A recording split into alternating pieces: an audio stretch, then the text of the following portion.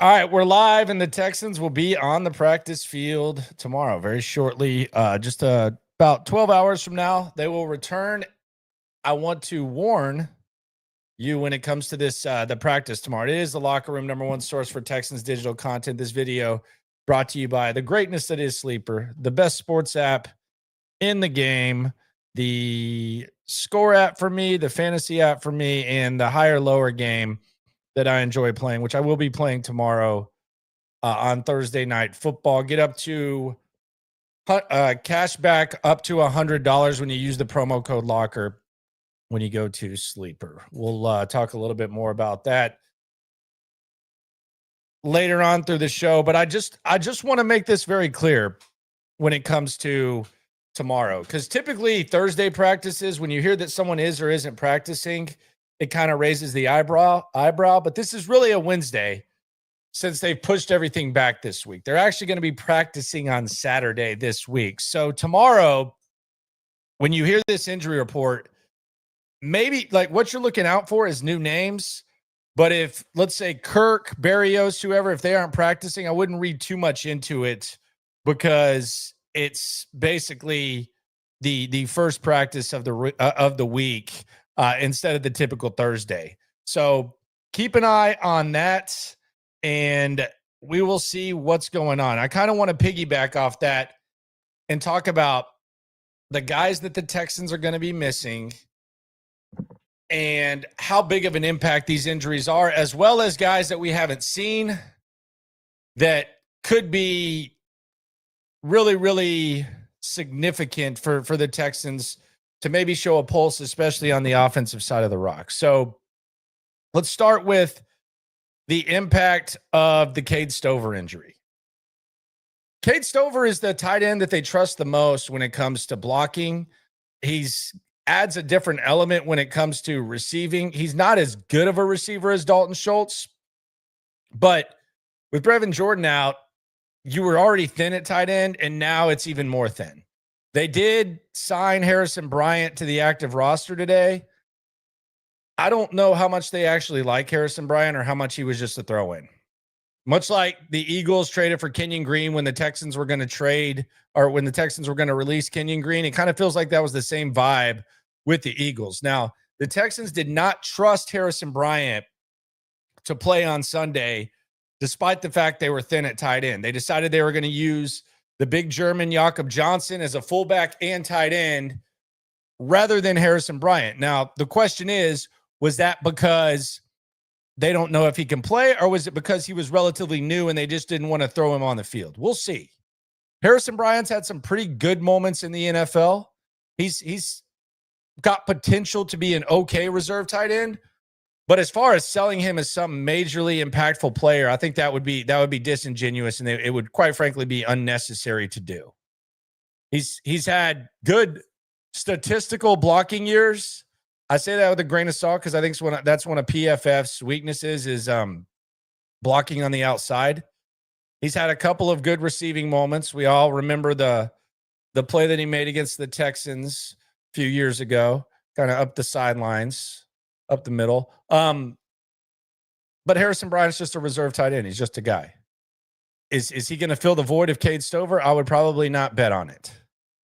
Would he have eventually played his way into being active instead of Jakob Johnson? Maybe. Maybe it would have eventually happened, and maybe it just kind of got elevated or the speed kind of increased there. But in a perfect world, they would like to have three tight ends active, whether it's Jakob Johnson and Stover and Schultz, or Stover, Schultz, and Harrison Bryant. I still think they're probably going to be pretty active in the tight end area. But the impact of the Stover injury now means that Dalton Schultz, he can't be bad. He has to, at the very least, be closer to what he was in year one of his Texans tenure, as opposed to what he was in year two last season, where he had one of the worst years of his career. So Dalton Schultz has to be better. And we'll see if Cade Stover is able to recover. But I think what you need to look at with Cade Stover, you've had 2 years, you've had him a little bit banged up, and quite frankly, the ceiling was not that high. So they were already going to be pretty active when it came to tight end next offseason. They're going to be even more active now with this, and Dalton Schultz needs to step it up. So that's the impact of that. We'll see what happens with Harrison Bryant. Don't think there's anything crazy about that. 320 asks, what do I think about the Akins trilogy? I've thrown this out there. I don't know what Jordan Akins is doing. He might be 400 pounds right now. No idea. He wasn't at a camp. I know he got banged up last year. Look, he's one of the top 8 names, I think, when you type in tight end free agents. We know that in desperate times of the past, they've brought him back for a second time. Do they want to make it a 3-piece combo? Don't know. I don't know if he's one of those guys that stays hot and ready on the couch, or if he's just not playing football right now and he's just out of shape and not interested. So I don't know about the whole thing. Cam says they should have got Warren. What would the price have been there? You're trading up to get Tyler Warren? It's not like they passed on him. I'm sure they would have thought about it. Next guy who could miss time. We don't know. The injury report tomorrow, this is probably going to be one of the names that we look for the most. And that is the impact of the Andrews injury, the Jake Andrews injury. What does this mean? Is there much of a drop off from Jake Andrews to Jared Patterson if Patterson is in? They never really had a competition. They can say that they had a competition, but they never really had that much of a competition when it comes to Jake Andrews and Jared Patterson. Like it was Andrews all the way. And it was very obvious the first time we saw them participate in an offseason activity that Jake Andrews was the guy that they trusted, the guy that they knew. And Jared Patterson really didn't have a chance. I think Jared Patterson's a good backup center, but he's also had some pretty bad moments. I don't think it's possible that the drop-off is significant, though. So that's the good thing. I don't think it's possible that the drop-off is overly significant. But we'll see how Jared Patterson handles himself, and we'll probably hear from him either tomorrow, Friday, or Saturday. We'll hear from Jared Patterson and what he has to say about it. He's always pretty wise guy when he speaks. Not like a wise guy like your grandpa used to say, but like he sounds like a pretty smart football player. But we'll keep an eye on it. I know D'Amico said he was day-to-day, which you take with a grain of salt. D'Amico with the injuries. Aaron Wilson, he reported that it was a high ankle sprain. Hey, bro. Alpha Aaron here. But we'll keep an eye on what's up with Andrews. And that will be one of the things tomorrow when the injury report comes out that we'll be watching the closest. Is Jake Andrews on there? Did he practice? Did he participate? High ankle sprain, you're typically out for a few weeks. Next impact when it comes to the injuries is Braxton Berrios. What would the impact be of a Braxton Berrios return? And I'm going to focus on this from this perspective.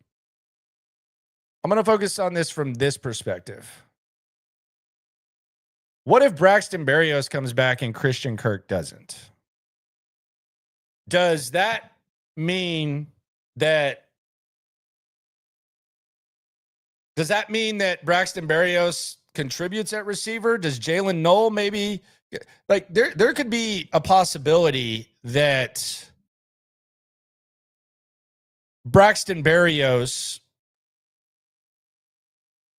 is more equipped to make an impact at receiver than Jalen Noel. I don't want to believe that. I don't think that should be the case. It wasn't the case in camp, but I also didn't anticipate that when Christian Kirk and Berrios were out, that Noel would have one catch for 7 yards. But the Braxton Berrios thing will be interesting big time if there is no Christian Kirk and Braxton Berrios returns to the wide receiver core. What will that look like? And yes, that is the real Aaron Wilson. We asked him to record that at practice. So yes, that is Alpha Aaron right there. Big time Alpha Aaron. Hey, bro. Hey, bro. Alpha Aaron here. Then we get to the one that I think is the most interesting. And this was the guy that CJ Stroud had a lot of chemistry with in the slot. A lot of chemistry in the slot. Captain Kirk, can you save me? Captain Kirk, I want to have your baby. Christian Kirk. The impact of a potential return by Christian Kirk. Now, I like what Christian Kirk was doing in camp. But when you already have the concerns emerge about his availability before you even play a game, it's a major cause for concern. It's a major, major, major cause for concern. And here's the thing that I wonder about Christian Kirk. Could Christian Kirk, and I asked this on SNL, which you can see on YouTube, 4 o'clock, as well as all other podcast platforms. Could he be the 2024 Mixon? And is that necessarily a good thing? Both of these guys were traded for before they were going to get released. So the Texans liked them enough to where they didn't even get in the market. But Mixon made a significant impact. And in the last at least year and a quarter, bad luck or not, he has at least shown signs that when he's in there, there's a major difference when he's out there. Major difference. But when he's out, the offense looks completely different. Do we look back at this Rams game and maybe the games, how many ever games Christian Kirk misses, and see just how much of a difference that Christian Kirk can make? And the other thing is, the Rams have a really good defense. So we do at least need to acknowledge that. You won't face too many defenses as good as the Rams. 4 straight games, not counting the week 18 where they weren't playing starters, where they've allowed 9, 9, and 6 in those games. Shout out to Sam and Steve for bringing that up on the 33rd team. But maybe you're depending on Kirk as much as you did Joe Mixon last year, and depending on them might be dangerous. We know this with Christian Kirk before he even put on a Texans uniform.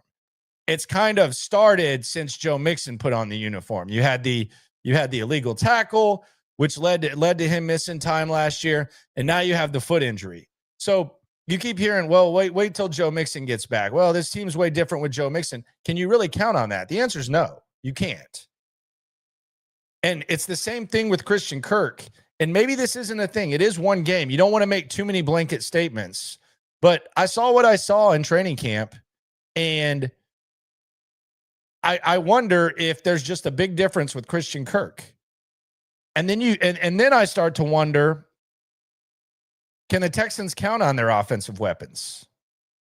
You have Nico Collins who gets hurt. Joe Mixon's already out. And Christian Kirk, we'll see how important he is or isn't. Really just basically how the Texans bounce back and what they look like without him compared to with him. Can they count on these offensive weapons to stay healthy? I don't think I would bet on Christian Kirk being ready to go. But I'll be honest, I didn't know he even was hurt. So what the hell do we know? We'll get a little bit of a hint tomorrow, and then you'll have Thursday and you'll have Friday. But the Friday practice is basically on Saturday because they pushed the day back. So it's something to keep an eye on. On the chat, Sideline Sarah says, pretty sure Akins talked bleep about the Texans when he went to the Browns with Deshaun. They don't care. They don't care. They don't take that type of stuff personal. Steven Nelson talked crap about Nick Caserio, and then they brought him back. So they don't really care. Desperate times will call for desperate measures. If they think that Akins can play, they would bring him in. They have pretty thick skin. They don't care. Plus, it's a different Texans. Like, it's much different. What the Texans that he's talking about are much different. I mean, he was in the Coley Lovie Smith era. So I would talk crap about that too. Gilbert says, watching Josh McCown on Monday night helping McCarthy throughout the game made me wonder what Gerard, Jerrod, should be. Gerard Johnson is doing for CJ. Only piece that didn't change with the offense. I'm a McCown guy. I like Josh McCown. I think he's a really good coach. I think he does a good job. I think he did a good job with Sam Darnold last year. So far, so good with JJ McCarthy. You can go back to 2016 where I tweeted out that he was going to be a future head coach. And I remember Hugh Jackson saying 2 feet in front of me that he would be. And that's essentially what he was on the back end of his career. I'm a big Josh McCown guy. It's unfortunate that the POS, Jack Easterby, kind of latched onto him. So people started hating him. And it was also during a time where people just were kind of a little bit crazy to begin with. The whole Josh McCown thing with the Texans. The Gerard Johnson thing is interesting. And I think it's a very fair question to ask. Because it was asked about Cole Popovich. And we already know what happened with Bobby Slowick. I don't know if Gerard Johnson's a good quarterback coach or not. I don't know what to base that on. I know he has and I know the guy. So I mean, this is not easy for me to say. I know the guy. I like the guy. My old co-host John Lopez, it's basically family to him. So I just don't know what I'm basing Gerard Johnson being a good coach on. A good QB coach.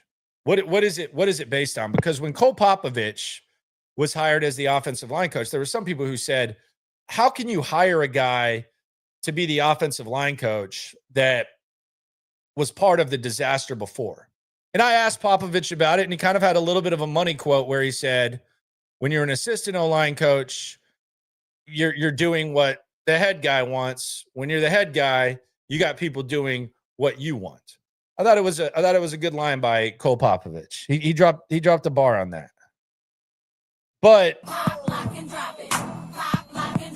if CJ Stroud wasn't seeing things last year, if CJ Stroud was admittedly not having fun, if 1 week into the season we're talking about lollygagging and not getting out of the huddle quick, and then CJ saying we could have practiced better, what does that mean? Gerard Johnson's with him the entire time when they're practicing. So when you say we could have practiced better, like what are you saying? And whose fault is that? D'Amico says it lies on me. D'Amico's with the defense. There's one guy shoulder to shoulder with CJ Stroud the whole time. And this isn't an overreaction. This is just a question. Like if CJ Stroud is not taking the next step, and we know that the surroundings aren't good, the notion that Gerard Johnson is a really good QB coach, I don't know what to base it on. And in fairness, I don't know what to base like a wide receiver coach, sometimes a running back coach. Like sometimes I think position coaches can get too much credit. Sometimes they can get not enough. But what would it be based on? If a new OC 1 week in, there's complaints about not getting out of the huddle quick enough, not practicing well enough, courtesy of the direct quote from the quarterback, what are we basing that on? So, yeah, I've always been a Josh McCown guy. I don't know what Gerard Johnson, what like him being a good QB coach would be based on. Don't know. DeRhino says he saw Aaron's live earlier today and he fully embraced being an alpha. Hey, bro. Alpha Aaron here. I just got the Rode clip mics too. I'm going to go clip a player like Aaron did with Woody Marks. Not really. But that was pretty alpha-ish by Aaron. James says Gerard not speaking up about how bad the situation with Bobby was is kind of whack. What'd you want him to do? You wanted him to come out and say he sucked? I mean, we don't know that he did or didn't behind the scenes. I don't hold that against him. I don't think it's really his place to do it. But I also think I don't know what to base him being a good or bad coach is. Don't know. Go clip Aziz. I'm not clipping anyone. But the Christian Kirk thing will be something to keep an eye on. That's kind of the hope. The offensive line, you might not get completely the original 5, but if you get Jared Patterson and you get the tackles the way you do, maybe there's like some sort of good result there, or the result that maybe they desired. Now, whether or not that's a good thing or a bad thing, TBD. But at least you'll get close to it with Patterson. And who knows? Maybe Jake Andrews was the favoritism that we see on this team. Maybe Cole Popovich just had favoritism towards Jake. I like Jake. I could see Jake just being a crazy SOB that has like super healing power, and he's out there at practice tomorrow. That'll be the first guy that we're looking for when they get ready. Practice tomorrow, for those of you that want to know, 12:45. So 12:45 practice tomorrow. A little bit later. They're not necessarily trying to beat the Heat anymore, but we're going to have a 12:45 practice. So it's a little bit later, and I guess it's going to be CJ Day, and it's going to be open locker room. We've already talked to Aziz. We've already talked to Higgins. So there will be that. I got to confess something. And I promise I'm not trying to call out anyone, and I'm sure there's multiple people, but I'm not trying to call out anyone that's going to write such a story or type such a story, but I just got to get this out of my chest. Watch this. These are my confessions. I really don't care about the 2023 Texans Bucks game. I really don't. I think it's sad that that's like some sort of high point of this era. Like, you have the teams that you're chasing that are talking about,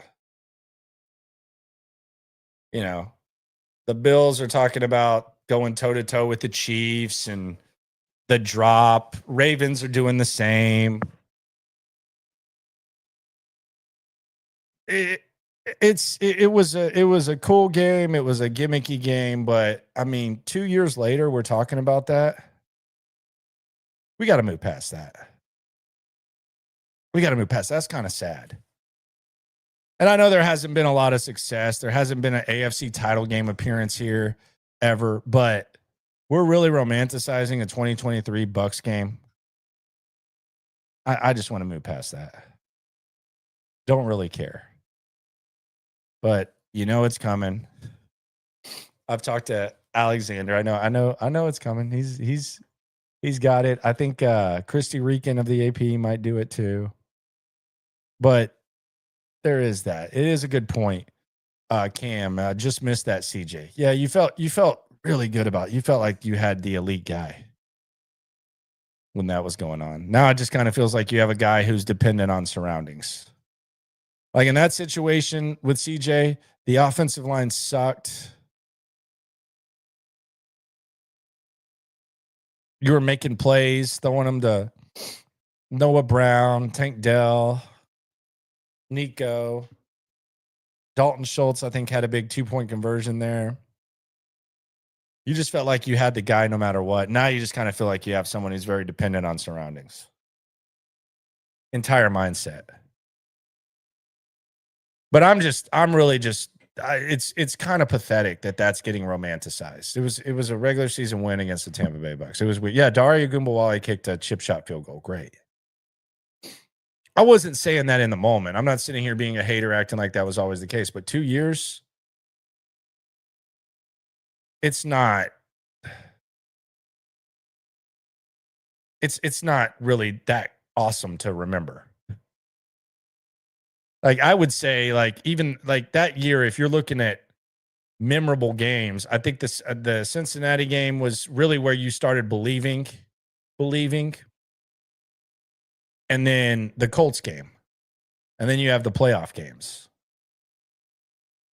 But let's go back and remember the Tampa Bay game 2 years ago. It wasn't like the start of something, you know? And that's the other thing about it is, you know, if they had just never let up on the steam, then maybe you look back at it.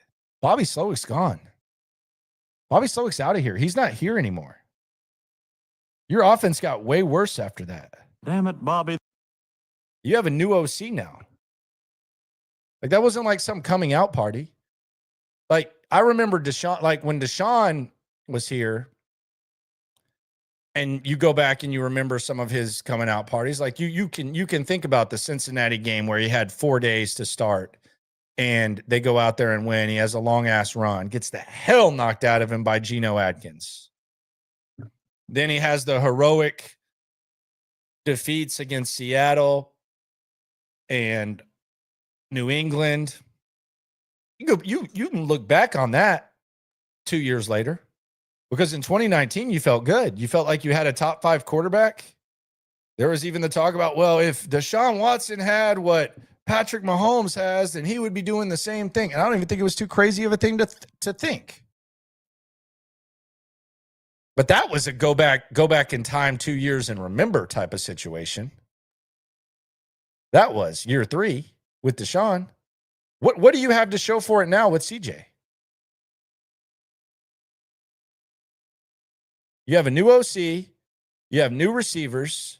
You've completely started over on the offensive line. You've completely started over with the offensive coordinator. You've completely started over with how you feel about CJ Stroud. So that should almost be a bad memory. It was fun. And it was rowdy as hell in the stadium. It was electric. It was fun. You felt great. I said this, 2017, Deshaun versus the Titans. You felt amazing. You felt the same way about CJ there.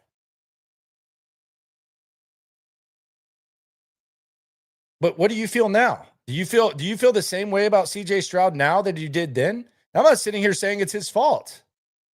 I'm saying organizationally, when you look back to what you were feeling, be honest with yourselves. When you look back to that and you look where you are now, do you really feel good about that? Hell no, you shouldn't. You shouldn't feel good about that. You started all over.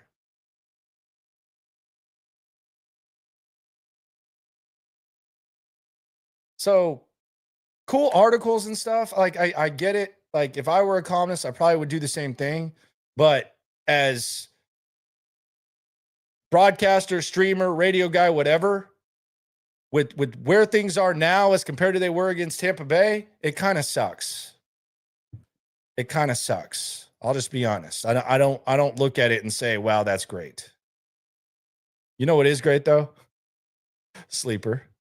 Love me some Sleeper. Get a $100 deposit match up to $100. All you got to do is use the code Locker. Little higher, lower tomorrow. I already put out my card yesterday, and I'm looking forward to it. I'm confident in this one. We went 2-1 last week, and it's not just about the games, which, by the way, they have the college, they have the basketball, they have the baseball, but it's really just a season-long, 365 days a year sports app. It's the #1 sports app going right now. It's the best way to experience, connect over sports together, whether it's the survivor pool, which we got going right now. I don't know who I'm going to pick. I'm going to have to pick my survivor pool. Survived against the Saints. But you got the live stats, the news feed, the real-time chat. It's more than just a platform. And pretty funny on social media too. Big fan of Sleeper. Big fan of the higher, lower game. Very excited about everything they got going on. I did take the lower when it comes to Noah Brown tomorrow. Speaking of that Tampa Bay game and that 2023 season, man, Noah Brown was good with CJ. God, he was good. They got rid of him for no, I'm just kidding. It's all good. But check out Sleeper. It's good. Let's go to the super chat. 320. He said he's been smoking for an hour now. High-grade marijuana called Kush on the streets. Swarm. He says, I always remember the bad games, never the good ones. It's like they haunt me. Yeah, I know how you feel. Like a lot of fans, like when you just remember that feeling that you have whenever you taste defeat. I feel you on that. I feel you on that. But I'm just kind of over the whole Tampa Bay thing. That should be a bad memory. They got to get the offense right. Speaking of the offense, Nick Caley. This is the first chance and the first look that we're going to get of Nick Caley trying to adjust from week to week, which was one of the big tests that we said that we would see early on. The first one was the Rams game, fail. The second one is the week-to-week adjustments. And I don't know if y'all have made note of this, but DeMeco Ryans, I don't want to say it's been a call-out, but it's definitely been an acknowledgement of what DeMeco Ryans wants from Nick Caley. One of them I think we can all agree on, and that's getting Nico Collins the rock. This was Cody Stoots asking him about that. Player like Nico Collins on offense, what's the balance between, hey, we want to make sure we get him the football enough, but also not change the way you operate the offense and make sure he's as involved as can be in the game plan? Yeah, throw it to Nico as many times as we can. Yeah, of course, that's everybody know that's a question everybody wants to answer. Of course, we want to get the ball to Nico. He's one of our best players. But offensively, I just think when you go back to the game on Sunday, we have so many plays where we're kind of playing behind the sticks and we're not doing things that we're trained to do. We're not doing things conducive to staying on track and being able to run our offense in that type of fashion. It's going to be hard, to get the ball to a certain player here or there, right? Because you're 2nd and 18, 2nd and 10, 3rd and long. Like, that's not where you want to operate as an offense. So we just got to come back this week, just do the things that we're coached to do, make sure we're staying on track offensively, making sure everybody's on the same page, and we're just putting ourselves in position to make positive plays. When we have those positive plays, then it opens up the offense for us to be able to get the ball to whoever we want to get the ball to. Yeah, and he wants to get the ball to Nico. I think that's a good thing. Now, whenever he says that, you think Nick Caley, and I think when it comes to the quick game, perhaps that's the case, but I think it also kind of falls on CJ. Get him the ball. Figure something out. It's a new system. You got to figure it out. Like this spread out, check down, stuff like that. Get the ball to Nico. If you have to force feed him, force him. If you throw interceptions, it's cool. Like, balance the aggressiveness with the not being aggressive enough. So that's one thing DeMeco said, which I think we can all agree with. The other thing that DeMeco has said was he said he wants to see them run the ball more. With who? You don't want to give Nick Chubb the ball 20 plus times. Dameon Pierce he just does not look capable of seeing the hole and hitting the hole. Dare Gumbawale is a special teams guy and an emergency running back. You would think Woody Marks, who, by the way, is still 4th on the depth chart. The depth chart's a mockery right now. You have Cade Stover. Cade Stover was 2nd string, even though he's going to be out. So don't even look at the depth chart at this point. It's a waste of time. Waste of dialogue. But when he was talking about wanting to run the ball more, it was talking about what Nick Chubb was doing. And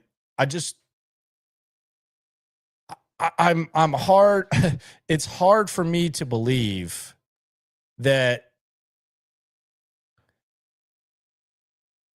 the amount of work that Nick Chubb got on Sunday is not appropriate. I think that's the one thing that Nick Caley did right.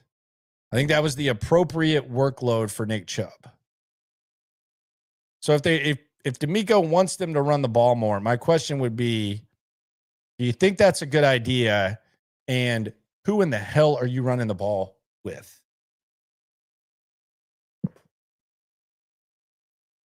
It is a scary thought.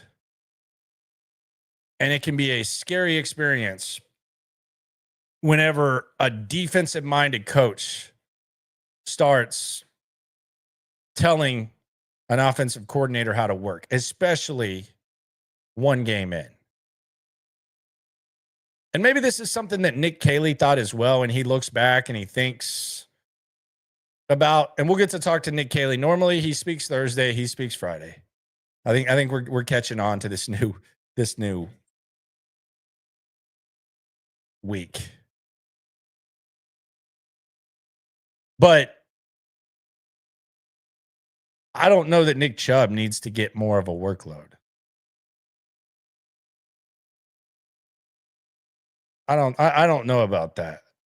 Grapha 0713. There's all caps here. So I don't know if you're yelling at me or what. If you are, it's cool.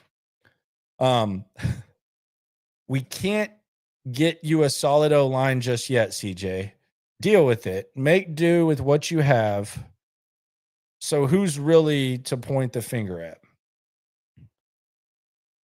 I don't know what that means.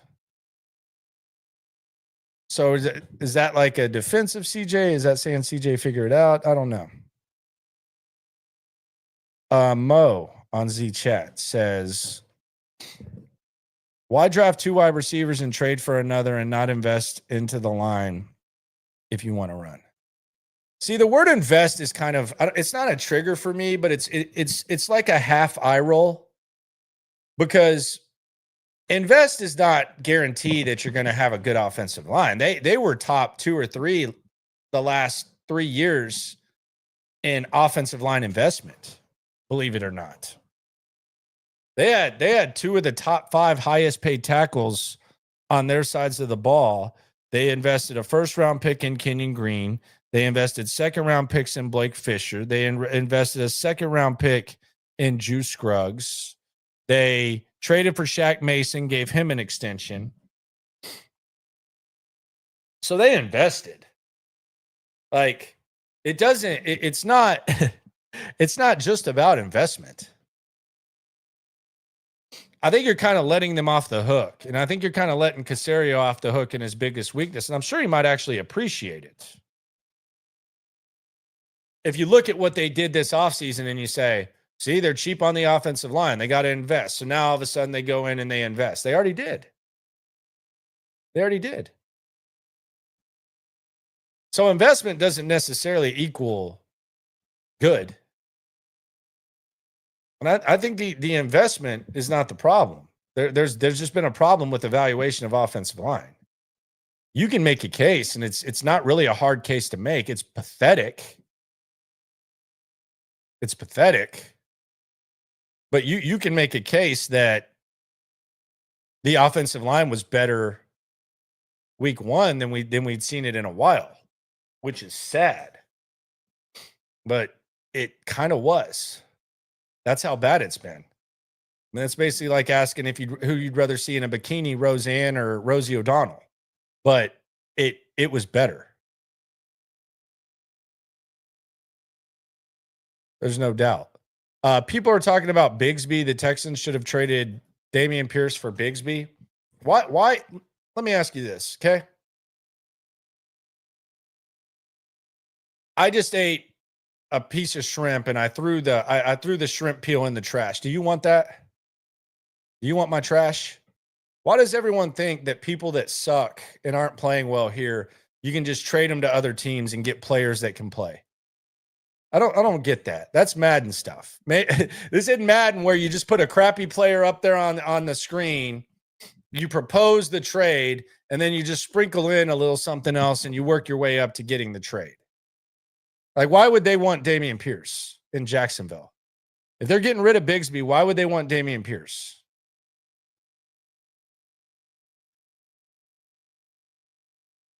I appreciate you though, man. I'm just asking the question. And why would they want to help you within the division in season, especially when it's going to be a low-level trade? I think Howie Roseman might just be addicted to trading because they can't have enough running backs in Philly. But yeah, no one wants Dameon Pierce. If you don't want Dameon Pierce on this team and you don't think he's much better than Nick Chubb, Dare Ogunbowale, and Woody Marks, why the hell would they want that? Why would they want that? Derek says invest in proven veterans because you can't evaluate. He did. They did that with Shaq Mason. They did that with Shaq Mason. They inherited that with Laramie Tunsil. They did. They're not good at it. They can't evaluate in any way, shape, or form. They can't evaluate offensive line.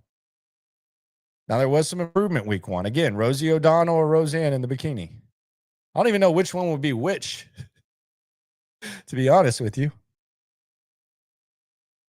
But that's just kind of where they're at. Let's go back to the soup. You ain't never hate. Swarm.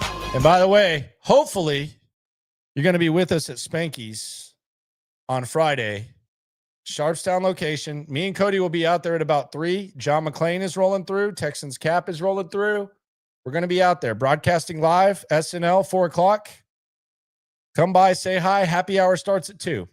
You want to get there and beat us there? Happy hour starts at 2. We don't know how many people may be there. We might be losers and nobody shows up to our birthday party. Never know. But I would go to Spanky's even if we weren't there. It's a good place. Make their own doughs, make their own sauces. 50 years in the game, courtesy of Big Frank. His daughters have taken over. We got prizes. Got some shirts are being made right now. We even got some shirts. Shirts and some really nice Texan stuff. You don't want to miss that. We'll be out there broadcasting at 4, 3 o'clock. We'll be we'll probably get out there. We're going to go out there right after practice. So come by and hang out. Happy hour. Come by. First drink on Cody. Let him know. Just say, Cody, Landry said that you're buying me my first happy hour drink. He's got you. He's got you. Out there at the Bel Air Boulevard location in Sharpstown. We'll see you there. We'll see all y'all there. 4 o'clock. Samson knows. Be there before. HDAV Traveler says he'll be there in spirit. Aren't you always here in spirit, HD? 320 says he wishes he could go. It's all right. We're gonna do this again. Hoping it's a good success. Looking forward to it. I'm at every practice, sir. Nathan Palmer on Z Soup. You ain't never hate. Swarm. 2016 would help save this offense. Hell, I'd rather have the 2016 O-line over what we have. They weren't the best, but they also had no QB. When Deshaun played next year, they were okay. There's a lot to unpack there. I actually think this defense could be better than the 2016 defense. I know they were top in the league.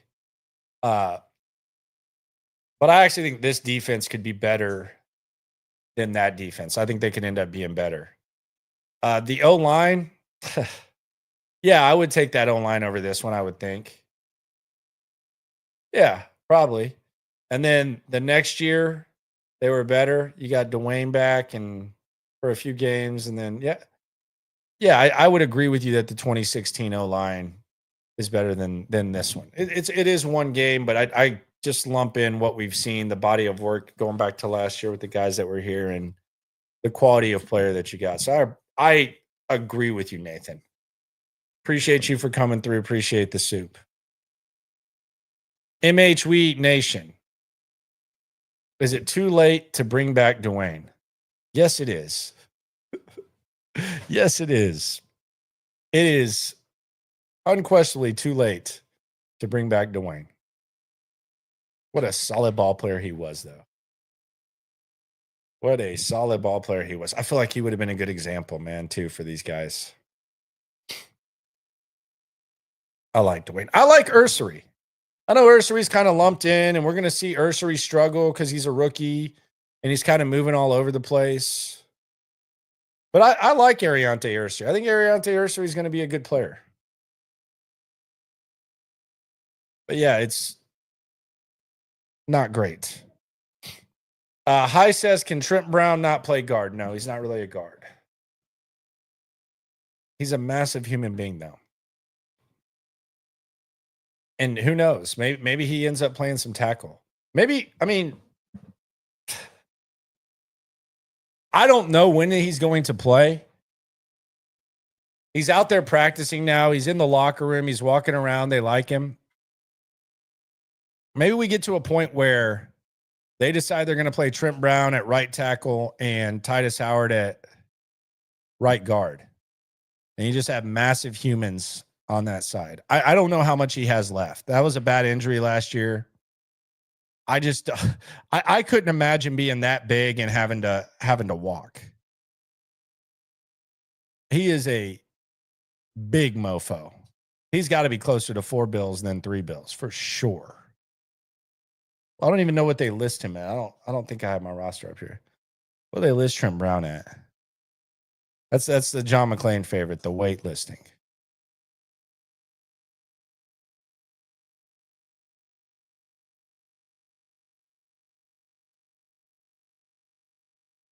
Thinking about Dwayne, we've not had a decent O-line since he was gone. Yeah, that's fair.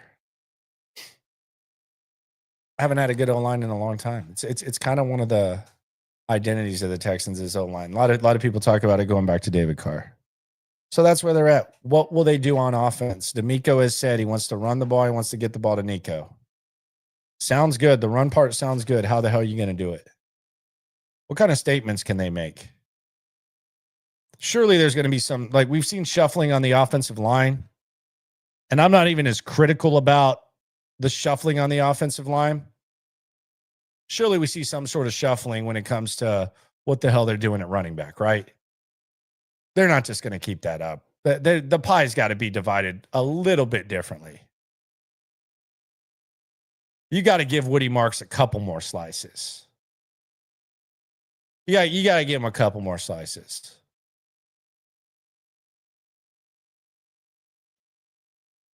It just has to happen. Practice tomorrow.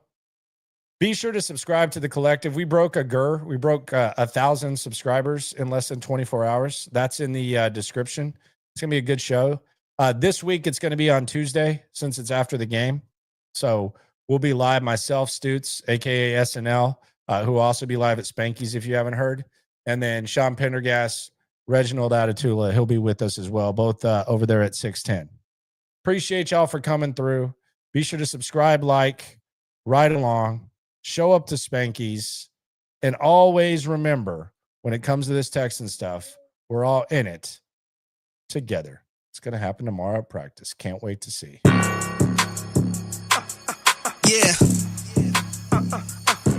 Yeah. It's the Locker Room on YouTube. You know what it is. Let's get it. Hey, Locker Room. Yeah, we in the locker room. Texas talk, yeah, you know what we about to do. Localize, every angle's what we really do.